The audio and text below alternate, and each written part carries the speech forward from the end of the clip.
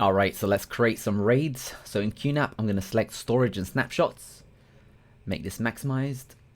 So I'm going to show you my disks. I've got 4 drives. I've got an Iron Wolf Pro, an Iron Wolf Pro, and another Iron Wolf Pro. So I've got 4 14 terabyte drives, and I'll show you how to create a RAID volume. So I'll click the plus button over here, next.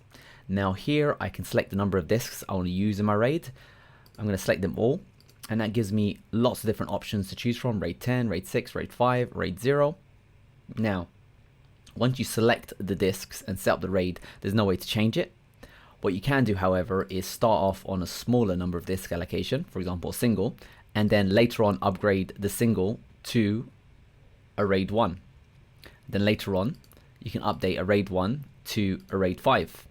And later on, when you add another disk, you can update the RAID 5 into a RAID 6. So I'm going to select 2 disks and set it up as a RAID 1 to give you an example of setting up the RAID 1 to grow into a RAID 5. So I'll hit next and create that.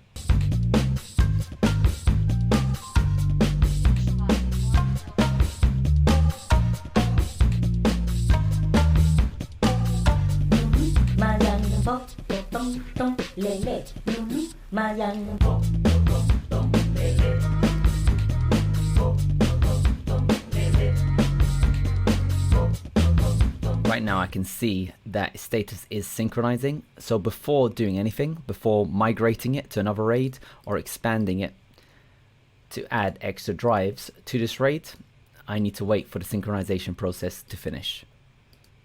By default, the priority is set to medium. So you can click manage, resync priority, set at low speed, high speed, or default. Personally, I usually leave it at low speed, so that way my file transfers are set at the highest priority. But for this case, I want it to sync as fast as possible for this demonstration. Alright, now that our storage pool is ready, we can click on manage. And then there's 2 options. One is expand pool. What that does, it adds you to just add drives to your existing RAID. So we don't want to do that. We want to go into manage here and click on migrate. And that allows us to upgrade our RAID. So here we're going to be going from RAID 1 to RAID 5. So if you're doing that, you're adding on an extra disk really, and then we'll upgrade it to RAID 5. If you add on both disks at this time, you'll be stuck on a RAID 5. So you really want to be migrating one step at a time. So here I'm going to be upgrading my RAID 1 to RAID 5 by adding 1 disk.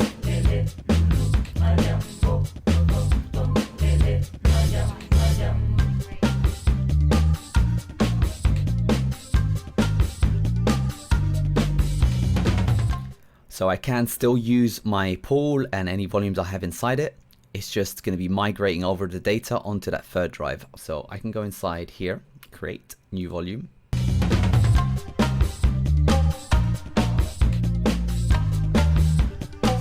Terabytes, 32.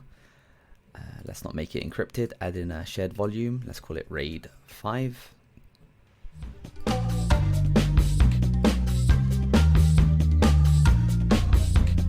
So I'm going ahead, creating a volume, even though my RAID is currently migrating. Alright, my shared folder is now set up, so I can access it. And there you go. So I can still do file transfers while my system is migrating from a RAID 1 to a RAID 5. And of course, if you're upgrading from a RAID 5 to RAID 6, and that's how you change your RAIDs. So you can go from RAID 1 to RAID 5 and from RAID 5 to RAID 6. One thing to note is when you're setting up your RAID for the first time, it will be synchronizing. And synchronizing means that it's going to be utilizing the hard drive. And for that, you can specify what kind of speed you want to synchronize at: high speed, medium speed, low speed. I always set it to low speed because I want it to prioritize my file transfers over than what it's doing in the background.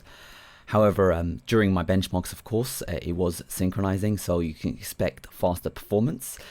However, what you should also do is set up a RAID scrubbing schedule. And what scrubbing does is it scans for bad sectors and tries to repair them automatically, and it's available for RAID 5 and RAID 6. So I'll set up a schedule, maybe every month, on a particular day, at a particular time, it will go ahead and scrub. Scrubbing can take 15 hours, or here it's estimated at 42 hours. Depends obviously on your speed. And for that, the hard drives will perform slightly slower, but I benchmarked it at the synchronizing speed. So you should be getting anything faster than what I've showed you. All right, that's it, hit apply and you're done. So one final tip for maximum performance: don't create a storage pool, create a new volume and set it as a static volume. And I'll show you the difference. So here is where your RAID is, and then there's something called a storage pool, and then you get thick volumes that are on top of the storage pools. But if you select a static volume, it will just set it up directly on top of the RAID. Now this will give you up to 20% better performance, but they don't offer advanced features such as snapshots. So if you're a beginner and you want more safety, go for the storage pool and go for the thick volume. However, if you kind of know what you're doing and won't be using snapshots, you can just create a static volume directly, and in that case you select the RAID and you create the volume directly. 4 times 14, 56 plus 25. So my maximum is probably 81, 32K. Now this doesn't affect the performance, it just affects how large your RAID can go and the number of files. So the larger your RAID can be, the less files it can store, and the smaller your RAID could be, the more files you can store. Advanced settings, I'm going to encrypt my drive. There you go, RAID6, and we're saved, finish, done. Initializing or rebuilding RAID. So now we're creating a static volume on top of a RAID6, and it's going to be 20% faster than the performance I've been showing you. Now once your RAID is set up, if you go to File Manager, File Station, sorry, you'll see that by default you get a public and a web folder.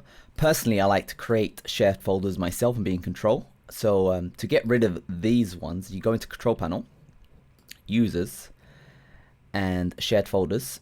And while you can't delete them, if you go to Shared Folder Permission, you'll see that the public one has read-only access to everyone. I don't like that.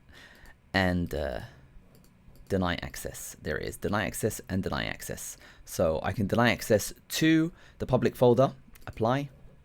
I can deny access to the web folder and hit apply. So now when I go into File Station, you'll see I've got a clean set of shared folders.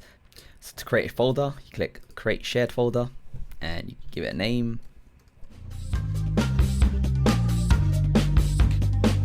So I've now created a media folder.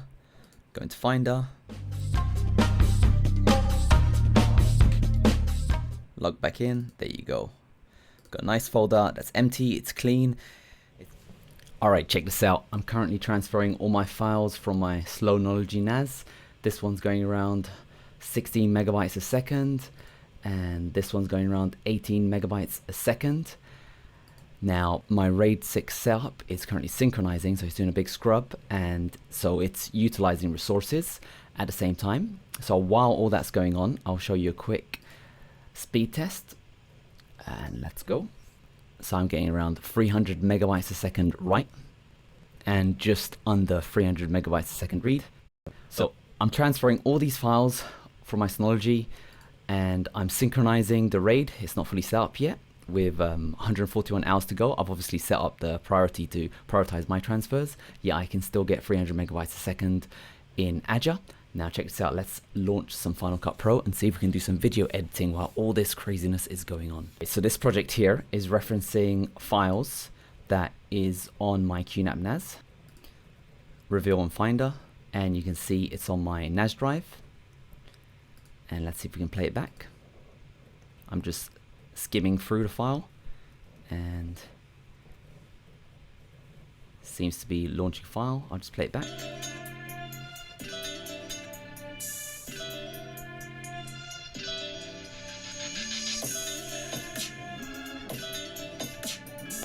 So it seems to be playing back fine. Play it back at 2x speed. And this is unrendered footage over here. So the dots mean it's unrendered. And this is my skim through rate. In comparison, I have the exact same project on my local SSD, which goes around 3000 megabytes a second. MacBook Pro, you gotta love that. So let's launch that project and see how fast it scrubs. So this is the scrubbing speed using my MacBook Pro SSD, and this is the scrubbing speed using my QNAP NAS. This is again while I'm transferring all these files, and it's still scrubbing the data.